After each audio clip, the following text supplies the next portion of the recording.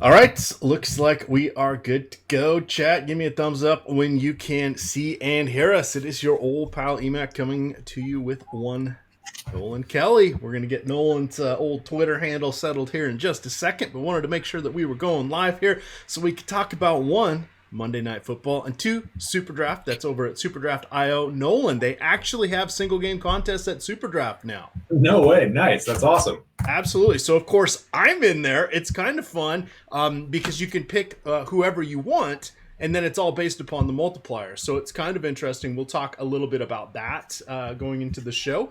But let me get a few of the other housekeeping things going on behind the scenes here. If you want to lead the way, guide us through the slate, I am Well, all I'll ears. tell you something we're seeing that I have never seen on this on one of these showdown slates before with Osmo's top stacks tool, and that is Lamar Jackson. Just get him into your captain spot. That's my advice tonight, based on these projections. We have him projected for an insane 62% chance of being the top player on this slate. Captain ownership is just 30%. So I'm going to be going overweight. I actually just did. I just crunched about 40 lineups and I just locked in Lamar Jackson in the captain spot. I know that's not something that Osmo would ever recommend doing, or any top players would ever recommend doing, but I don't care. I view these showdown slates like kind of like you do, right? It's a lot of fun. It's a good way to enjoy a game. And if you're getting such a huge advantage and you get a 30% clip, I want to cover as many eventualities as I can with that edge.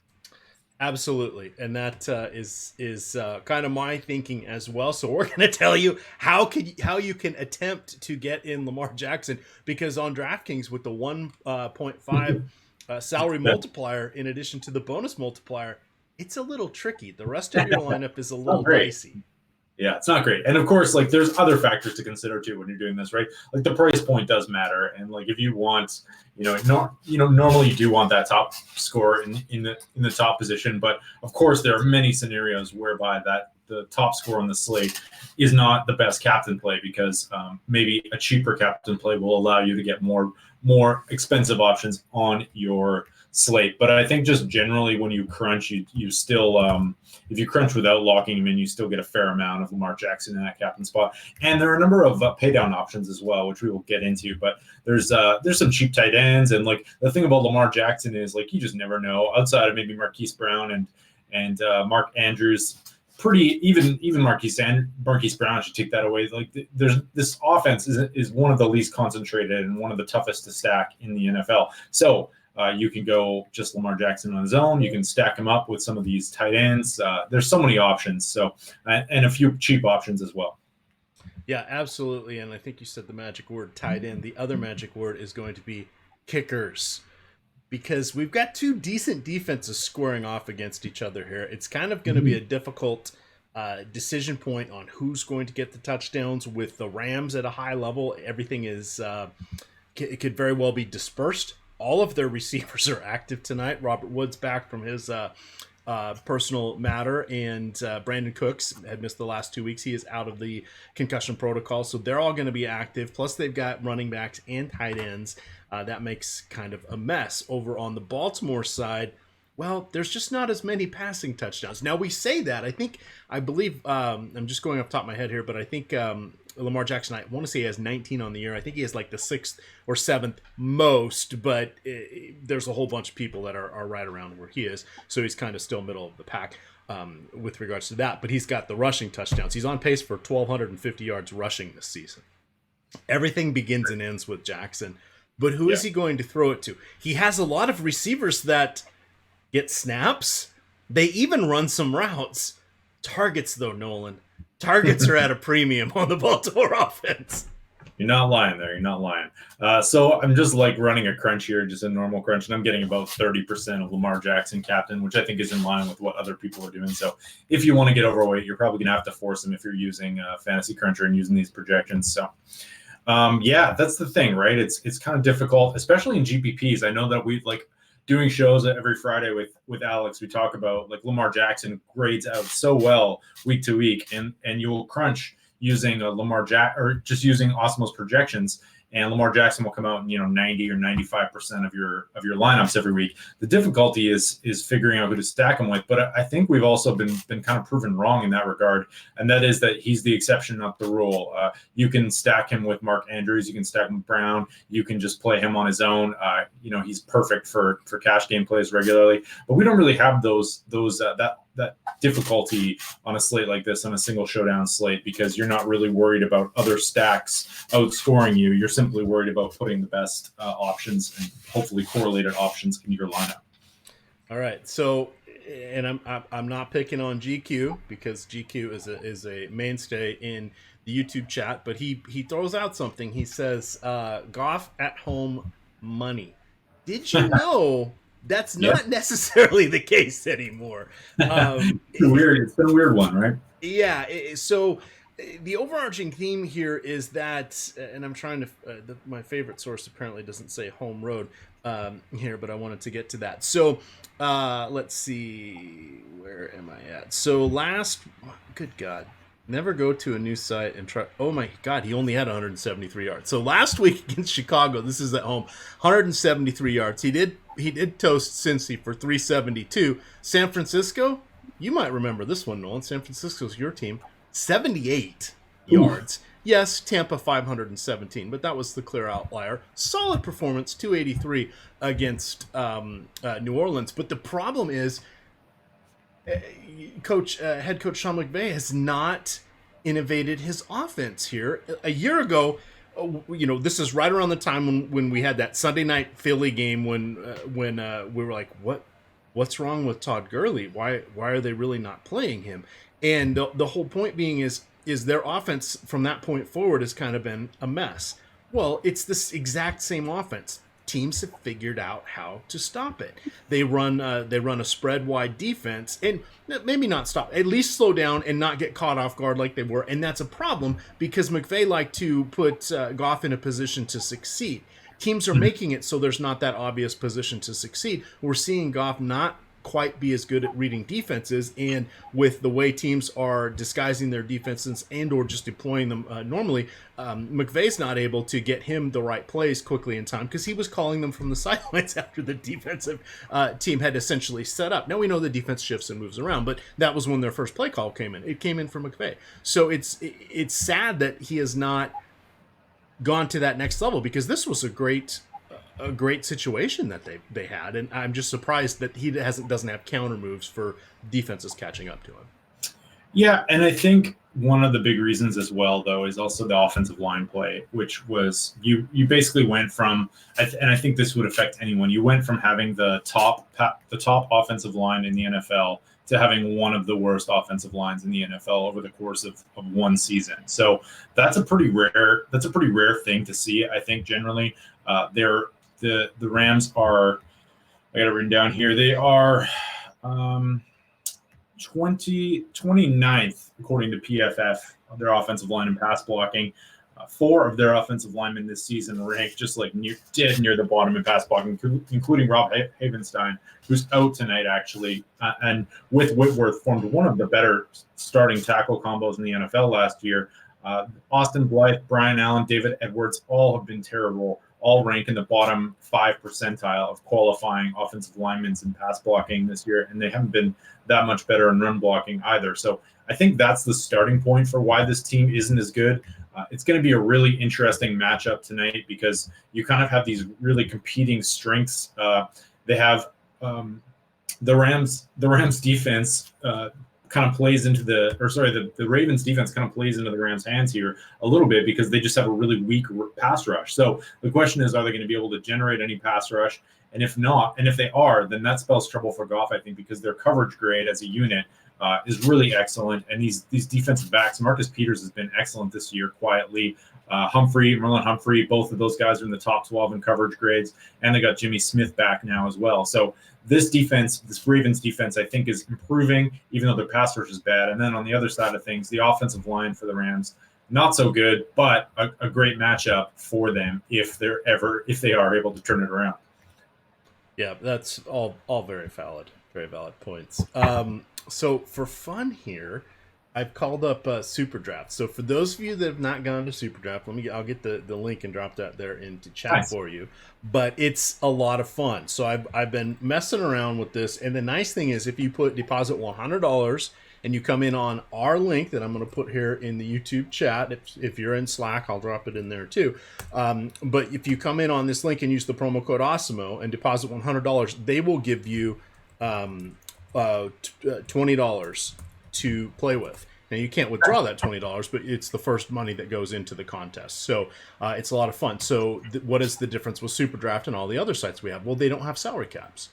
Well, how do you not have it with salary caps? Wouldn't we all just pick the highest projected players? Yes, we might, but they all come with multipliers. So while you have to fill out certain position requirements depending on the sport or format that you're doing, each player has multipliers. So for tonight's example, I'm playing in the maybe we should build a lineup here, Nolan. I'm playing in the single entry contest here with the showdown slate. So Lamar Jackson has a 1.5 multiplier on his points. Mark Ingram, 2.25. Goff, well, he's not as good as Ingram, or as Jackson, so he's got a 2.35. Gurley, 2.45. You like Mark Andrews? Great, 2.55. You want Cooper Kupp? 2.85. Robert Woods, 3.4. There's a lot of decision points we have here. Yeah, that's really interesting. So, I mean, at 1.5, I think I'm just you got to put in Jackson, I believe. Now we do have projections for this. Yeah, that's going to be this is the key, I think, to winning on Super Draft, and I think like people signing up for Osmo have a huge edge here. If you have projections, you don't have to do any of this math in your head, which is great because I'm not super good at figuring out what the 1.5 multiplier would do relative to his point totals. It looks like there's going to be some serious advantages to be had here. So what do you have that pulled up? We could always pull up our projections here. I'm doing that right now. And by the way, Fantasy Cruncher, I believe, let me double check. Yes, Fantasy Cruncher does have Super Draft here. Now, the single game contest just came out. So I don't know if those are in Fantasy Cruncher yet. It does. What did they do? Oh, it is. Oh, look at that. Ooh. So indeed it is. So let me upload these projections and let's just have a little fun. And you know, chat. So just quickly to do it. Lamar Jackson's the guy you want to play. The next guy you probably want to play is either Gurley or Ingram. Ingram, we saw 2 receiving touchdowns last week, which was nice. That's not a gimme, but maybe to remind the coaching staff that he is an all-around back. Gurley, you're consolidating all of the rushing game and hoping you get the touchdowns for the Rams. I'm nervous about the Rams wide receivers because there's so many of them. If you're going to play a Rams tight end, it's obviously Gerald Everett. He is double the production of everybody else. On the Ravens side, if you want to play a tight end, Mark Andrews is in on about half the snaps, but he has most of the targets. Hurst, who's the other guy? Hunter? Hayden Hurst. Hayden Hurst, thank you. Hayden Hurst has about as many targets as the other guy.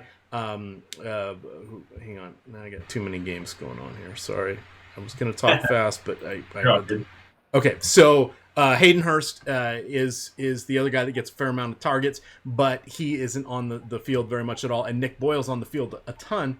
Gets a little bit more workload than Hayden Hurst. So if you want massive savings on DK, Hayden Hurst is your guy. He's 800.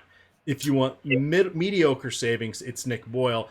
Mark Andrews gets a little spendy at 9,200 there. So there's your decision points for that. I don't really like any of the wide receivers. We know that. Sorry, let me get to that other page. We know that Marquise Brown's dinged up. He has been playing about half the snaps. He has a sore ankle. Has not looked great in practice again this week. They say he's healthy enough to play, but he looks a little dinged up. Willie Snead is going to be on the field. Miles Boykin's going to be on the field, and Seth Roberts is going to be on the field. Yep. So want any of them.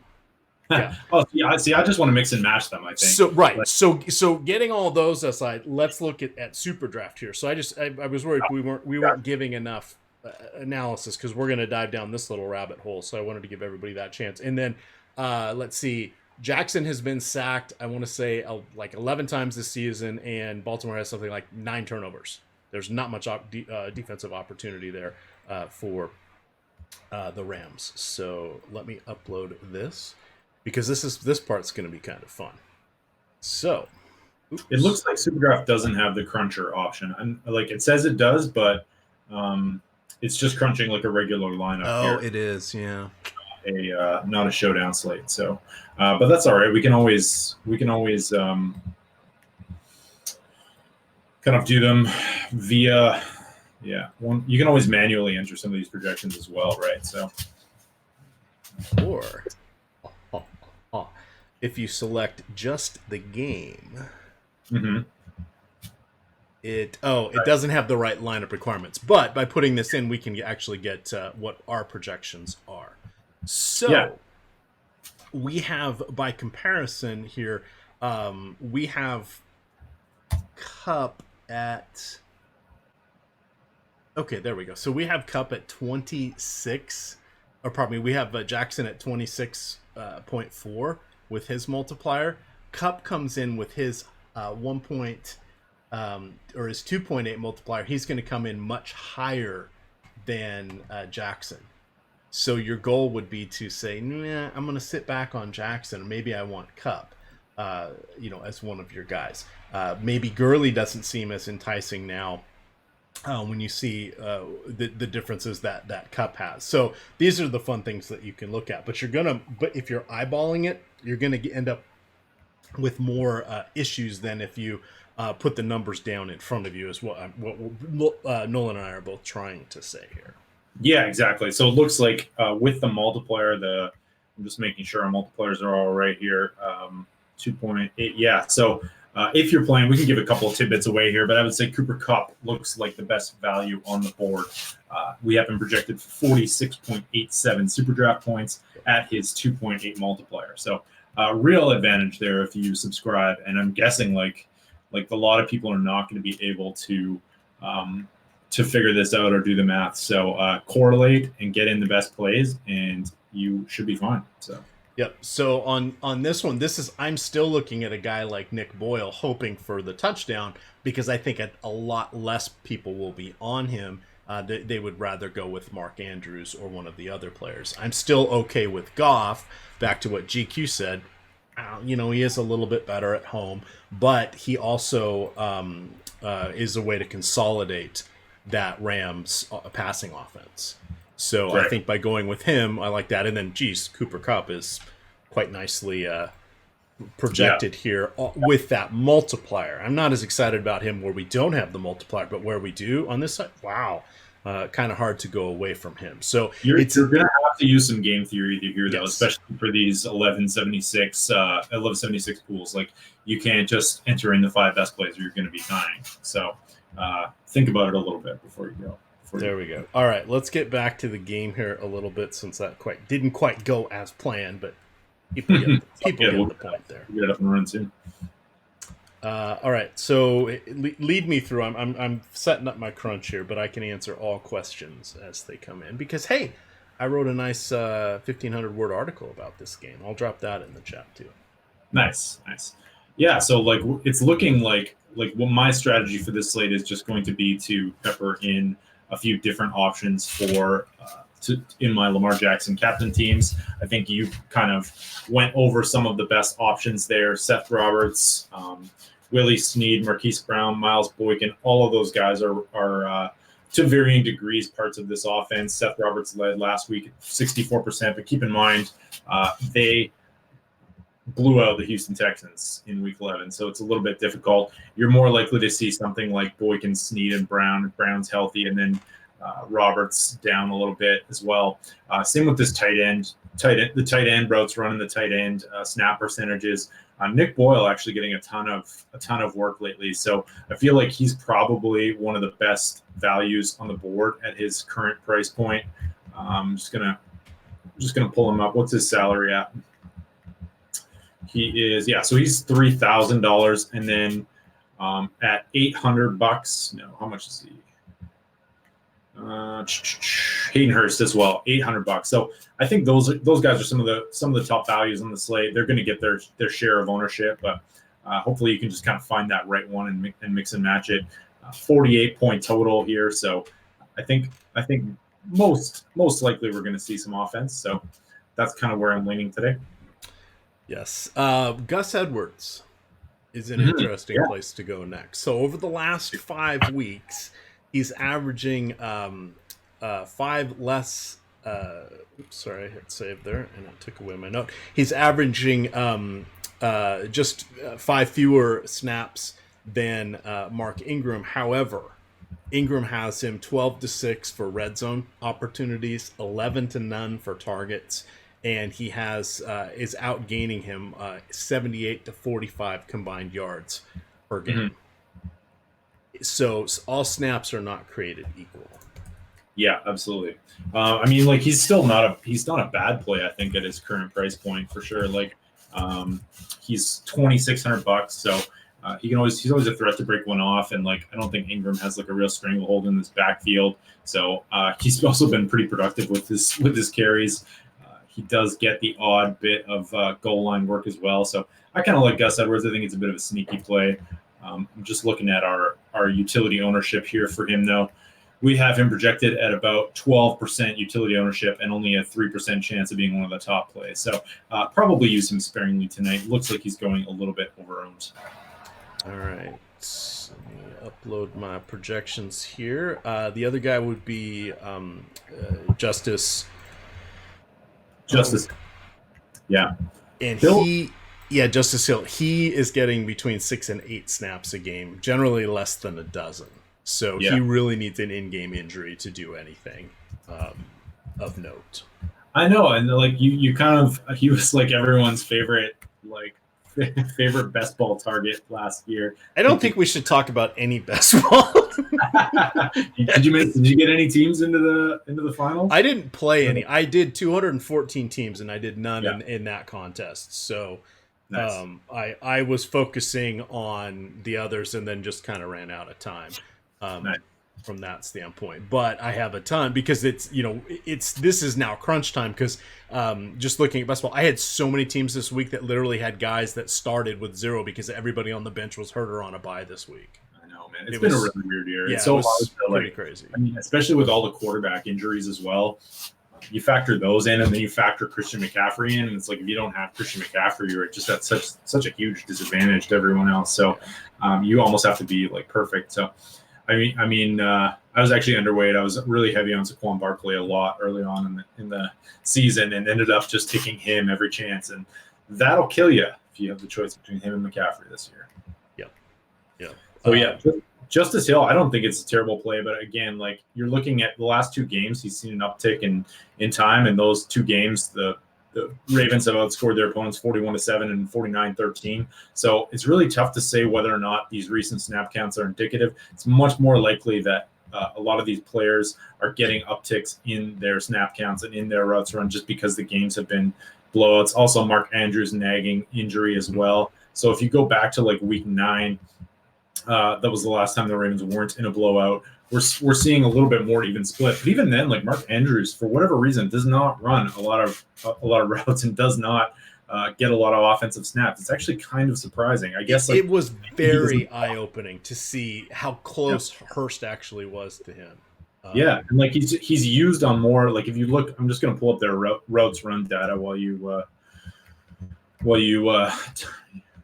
Give me a minute here if you want to chat. Yeah, no problem.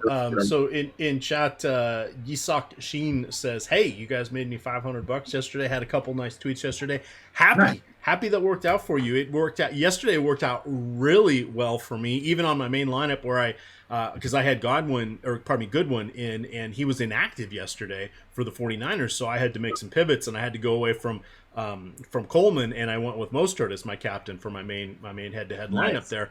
And the funny thing was, as soon as Coleman scored off that fumble, Aaron Rodgers fumble in the 2-yard thing, I thought, oh boy, my night sunk. It turned out everybody I played for the 49ers scored, including Mostert. So nice. That was a nice one. Today, I'm feeling strong about Lamar Jackson. And then, by the way, my main lineup has 2 kickers in it. I have not done that before. I ranked the kickers as players 2 and 3 tonight because, it's that kind of situation. So we'll want to be careful. And then I'm deciding if I go 2 tight ends or if I work Cooper Kupp in. We have a nice projection here on Cooper Kupp. So Yeah, We'll he's see. pretty well. So yeah, so this Nick Boyle, Mark Andrews thing, it's still like I guess they're even running the same amount of routes, Yep. and Boyle is essentially getting probably twice the playing time of Andrews. I had no idea that until I started looking into this game, it was that far. I'm guessing you're in the same boat as me. Like Andrews is the better player and the better receiver, but the price point between the differential between these two is nuts. So Boyle seems like one of the best values on the slate. Yeah, absolutely, and that's where you kind of end up moving if you want to get in both quarterbacks and a Gurley or a Cup. You're in Lamar at your captain. You're left with, two kickers and a tight end, not named Mark Andrews. Yeah, exactly. So like just like regular crunches giving me about 40% of Boyle, and I'm pretty happy with that number. We have him projected for. Let's take a look at these here. Boyle.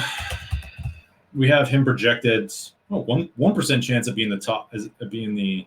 Oh, never mind. That's captain ownership. So 12% chance of being one of the 2 through 6 players, and a 16% ownership. But when you factor in the value dollar per 1K, he's one of the better plays on the slate, I think. So not going over owned in my opinion. So I'm going to get over. Now downloading my template so I can load my lineups here. I didn't go with a ton of rules. It's really hard, in my opinion, to set rules if you're putting in Lamar Jackson as your captain. Yeah, I think it's okay. I know, like, if you want to correlate with two pass catchers, that's what I'm doing, or one pass catcher. I think you can even just do it with one with Lamar Jackson too, right? Yeah, I would go one. I'd played a 50 lineups in that Monday to Thursday early morning contest on DraftKings, and I just did Lamar Jackson with one of his own players. A little birdie just mentioned that there looks like there could be some overlay in those tonight to early Thursday game contests over there at Nice. FanDuel. So consider that, gamers. Consider that. So my choice here, I can go with the main lineup. I've got one that's Jackson, Andrews, Boyle. So I got 2 Ravens tight ends, Goff, Tuck, and Zerline. That feels like I'm counting a bit much on the Ravens tight ends. Yeah. My alternative would be to swap out Cup and Andrews, and I think that's where I'm going to land. So it would be Jackson, Boyle, Zerline, Tucker, Goff, and Cup for my main lineup. Yeah, I think that makes sense. The problem is, I'm just going to look up the data for Baltimore here. They run. Let's just see. So they run 12 personnel, just at about a league average, a little bit above at about 19%. So the problem with rostering too many of these tight ends is that there's going to be negative correlation. It's not like Philly where they're going to have Ertz and Goddard on the field 85% of the time. These guys are going to be rotating in and out, right? So there's going to be some negative correlation between these tight ends, and so you have to kind of be a little bit cognizant of that. But that being said, the price point on 2 of these guys is a lot different than one of them. So I think you're okay rostering 2 of them tonight. All right, what did you end up with your percentage for Lamar? 100%. I went 100%. Yeah, okay. I'm rolling with it tonight though. I'm not going big money tonight. I'm just gonna max out the 2 $20 $1 entries and take an easy night off here and not get too into it. But I don't know. I've never seen. I kind of like experimenting with stuff like this because we've never really seen a scenario where there's just such a huge discrepancy between our projection of a player being in the top. Yeah. A player's ownership. So all right, so I've got mine in, and we've got 13 minutes left, so I wanted to kind of hit on this here. So I have 100% of Jackson in my lineups. He's 50% captain, 50%. I think that's good. Yeah, we give him about a 99% chance of being one of the top captain or the top 6 plays. So you're probably okay with 100% exposure. His ownership's not going to be far off from that, though, so you're not really getting too creative if you're popping him in the util spot. Yep. I did not get so Cup I have at 10%, Goff I have at 10%, Brown at 8%, and then 4 between 2 and 4 for Woods, Cooks, Zerline, Andrews, Gurley, Tucker, Hurst, And then Ingram's the first guy I don't have as a captain. Yeah. Nice. I think that's but I do have Ingram on 10% of my other lineups. So it's kind of light. Gurley's coming in at 24%, Boyle at 24, Andrews at 24, Hurst at 18. Zerline and Tucker are on a third apiece. And then the Rams defense is 15, the Ravens is 4, but the Ravens defense is double the Rams and then some on DK.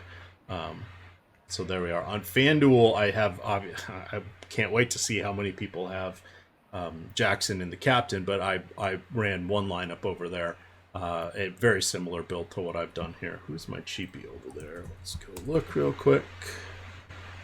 You getting to any Miles Boykin here at all? No, I don't think I did.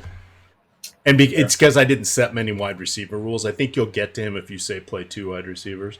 Over on FanDuel, I went with Jackson, Andrews, Tucker, Boyle, Cup. So you can see I'm embracing the Boyle or the Hurst call here. So I like it. We shall see what happens with that. Let's see if we got some questions coming in here at all. Let's see. Hope so. Still says David Kyle still going with all in with Lamar as captain. I think that is the way to. So what happens? I don't know if it's the way to go. I bet that like. Well, then you play for an injury. Oh, you mean going with no Lamar Jackson? No, but playing without him. I mean, I'm like you. I waved goodbye to this money when I put it out there for showdown slates. Last night it was phenomenal. I had 5x. But I've had more losing slates than I have had winning slates. I've had a 3x, a 5x, and I think a 10x. And then outside of that, I've had 2 where I've literally lost every dollar I put in, which is you would think is hard to do when you're playing head-to-heads and 50-50s. But I have on some untimely injuries with your captain. That'll happen. But I think overall I'm probably down 35-40% of my entries on this. So it's not for me. This isn't a winning situation. It's for fun. So I've appropriated my money and I'm willing to let it go goodbye. But see, I'm riding high from last night, so of course I played double what I normally play tonight, which is the stupidest thing to do. That's funny. Why not, man? Why not? You only live once. All right, Gurley or Cup? This is for Brady Gagne. Gurley or Cup? Cup. I would go Gurley, personally. If I was only making one lineup, I think I would go Gurley. And for me, it's playing it super safe. He's played 75% of the snaps in 6 of the 9 games in which he's played. We saw a season-high 25 carries in his last outing. I'm not saying we're going to see that. I think whatever his baseline is, like 16 or 17 carries per game, 70% of the snaps, 5 targets. That's what I think we'll get. It was nice to see him exceed that threshold significantly. I do not think that is the new baseline, though.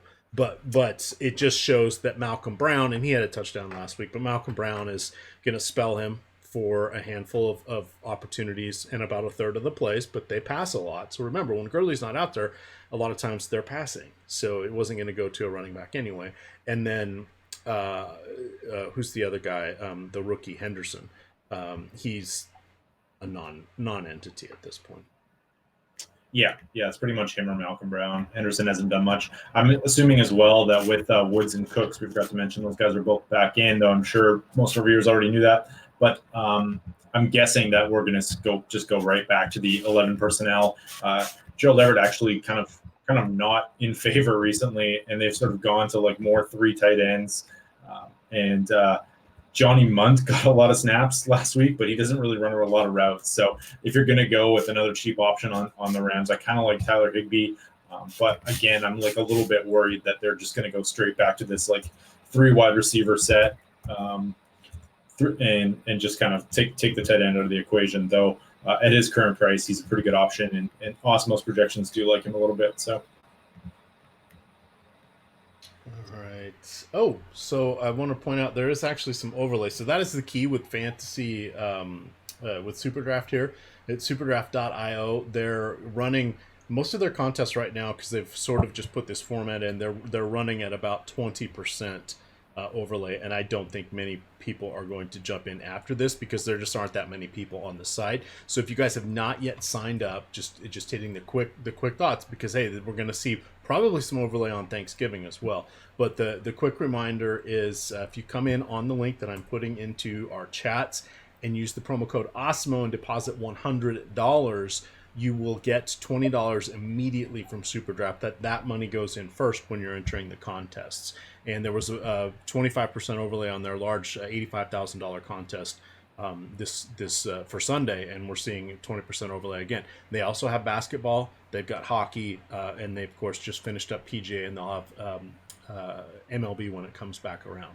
So you definitely want to check that out. And the other thing I've gotten since I've joined is they'll send me an email about every other day letting me know that I'm eligible for a beginner free roll.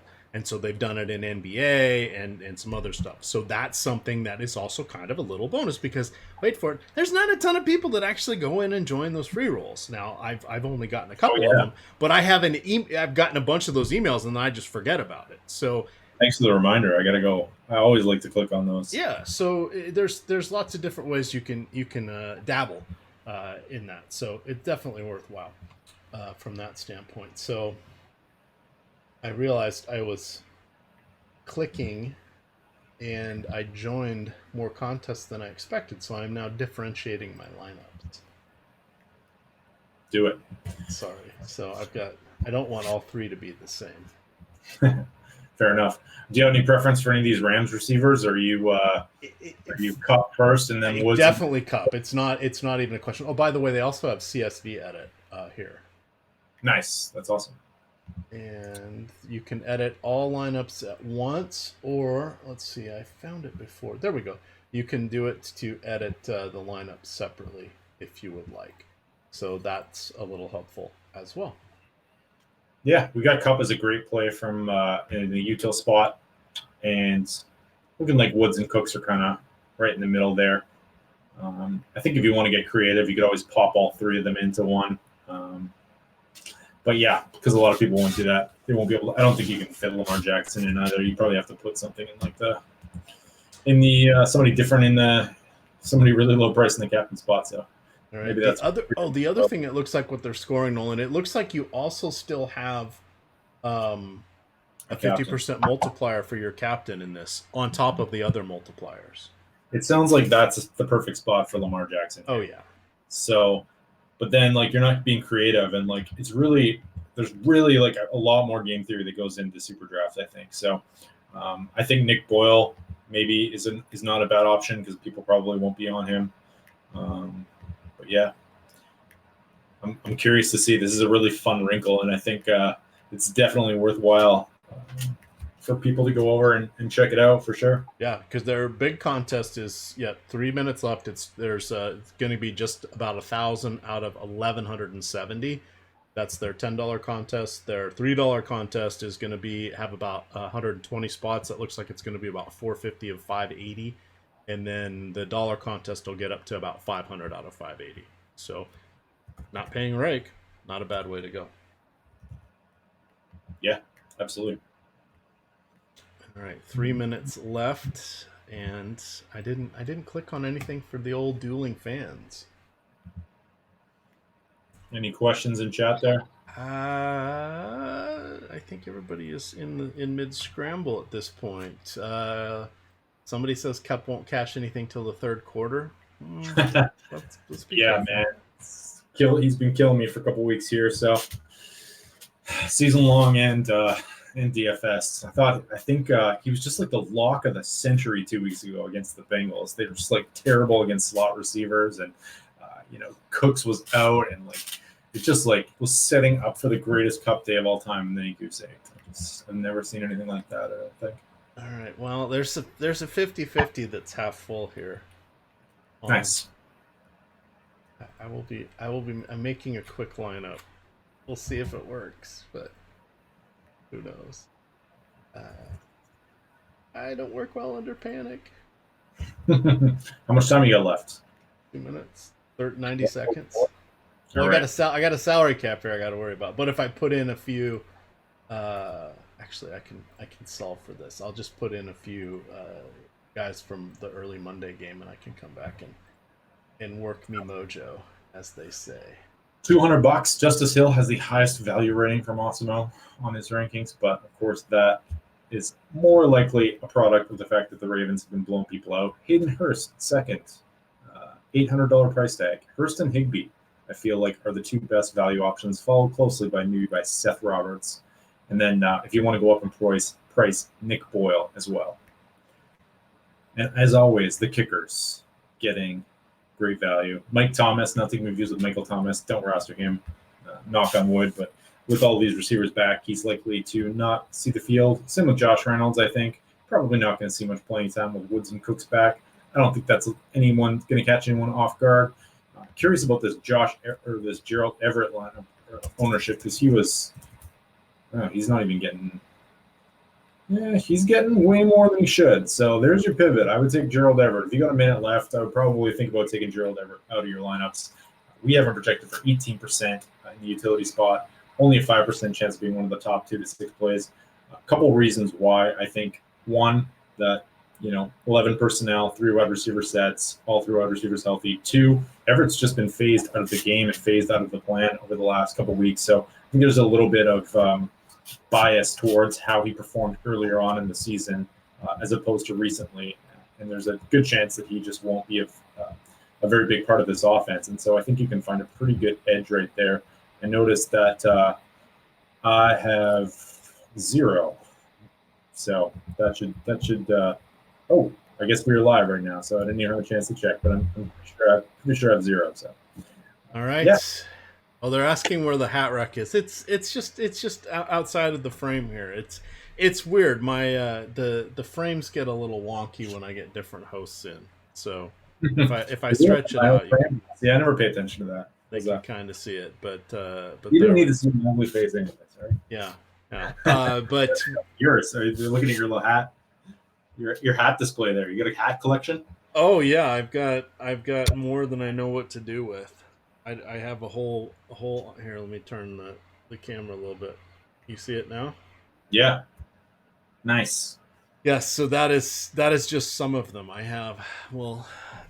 I've got 3 sitting on the desk next to me here. I've got a nice one I walk in, rock and roll half marathon. I've got bonus points for anybody that recognizes this logo.